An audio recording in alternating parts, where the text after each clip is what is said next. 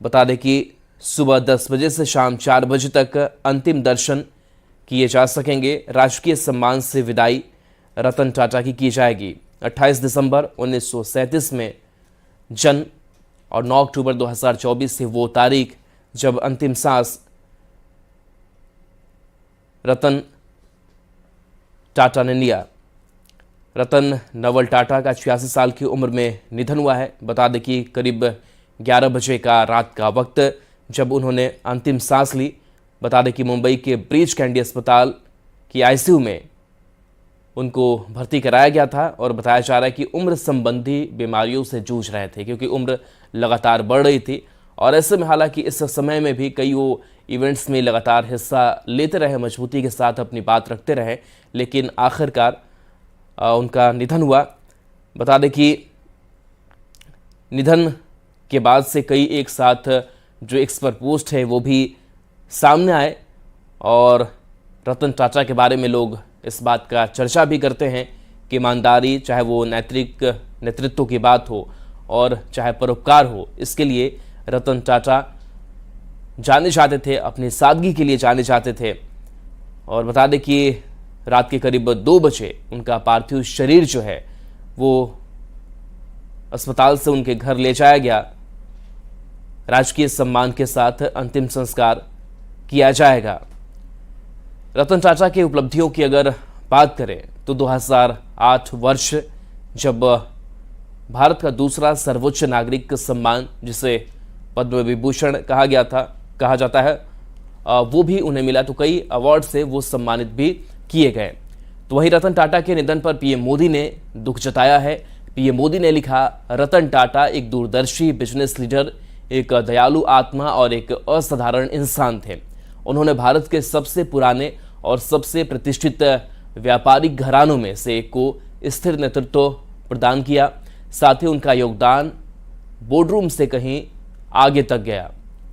उन्होंने अपनी विनम्रता, दयालुता और हमारे समाज को बेहतर बनाने के लिए एक अटूट प्रतिबद्धता के कारण कई लोगों को अपना मुरीद बना लिया।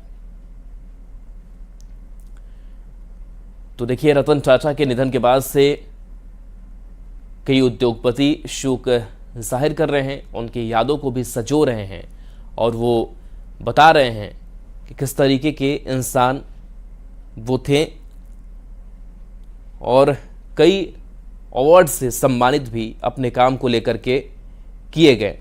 बता दें कि 2000 में पद्म भूषण से सम्मानित किया गया, 2008 में पद्म विभूषण से सम्मानित किया गया। तो टाटा सन्स के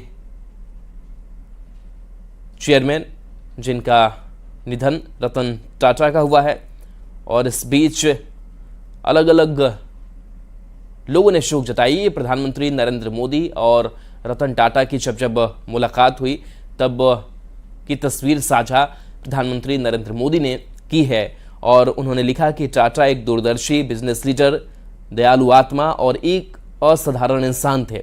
उन्होंने भारत के सबसे पुराने और सबसे प्रतिष्ठित व्यापारिक घरानों में से एक को स्थिर नेतृत्व प्रदान किया। उनका योगदान बोर्ड रूम से कहीं आगे तक गया। तो ये प्रधानमंत्री नरेंद्र मोदी की जो यादें हैं, उन यादों को प्रधानमंत्री नरेंद्र मोदी ने संजोया है। उन्होंने सोशल मीडिया पर एक पोस्ट डाला है और 3 तस्वीरें भी हम आपको दिखा रहे हैं, जहां देखिए ब्रिज कैंडी अस्पताल में जब 11:30 बजे का वक्त था, निधन हुआ रतन टाटा का। दूसरी तस्वीर भी आपको दिखा रहे हैं जहां पार्थिव शरीर को घर लेकर के पहुंचाया गया और आज राजकीय सम्मान के साथ अंतिम संस्कार रतन टाटा का किया जाएगा।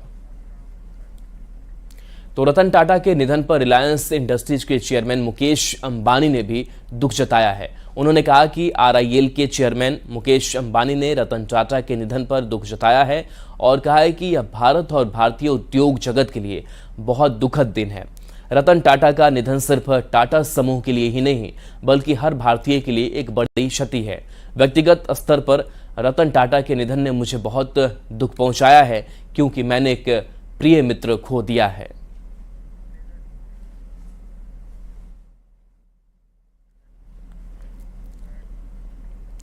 रतन टाटा के निधन पर शोक जताया है। सीएम नीतीश कुमार ने दुख जताया है।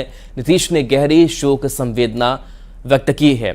झारखंड सीएम हेमंत सोरेन ने भी दुख जताया है।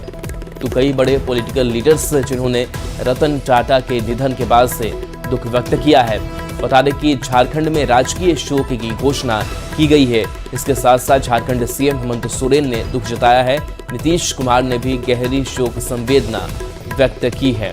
तो रतन टाटा के निधन पर शोक की लहर, और ऐसे में बिहार के मुख्यमंत्री से लेकर झारखंड के मुख्यमंत्री हेमंत सोरेन ने दुख जताया है। इसके साथ साथ झारखंड में राजकीय शोक की घोषणा भी की गई है।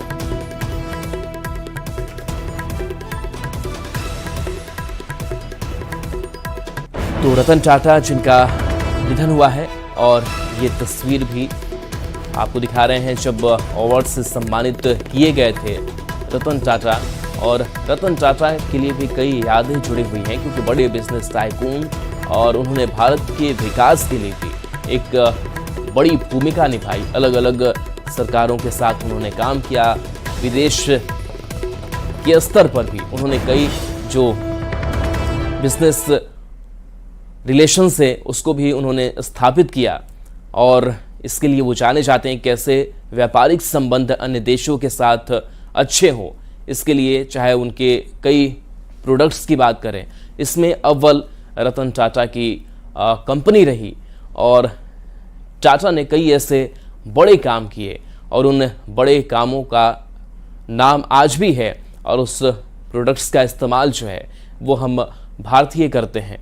तो उन्होंने बताया कि कैसे हम स्वदेशी चीज़ें जो हमारे देश में बन रही हैं उनका इस्तेमाल हम कैसे करें, और हमारी तकनीक कितनी आगे है, और देश उसका इस्तेमाल करके आगे बढ़ सकता है, ये रतन टाटा ने सिखाया। तो कई ऐसे क्षेत्र जिसमें रतन टाटा का महत्वपूर्ण योगदान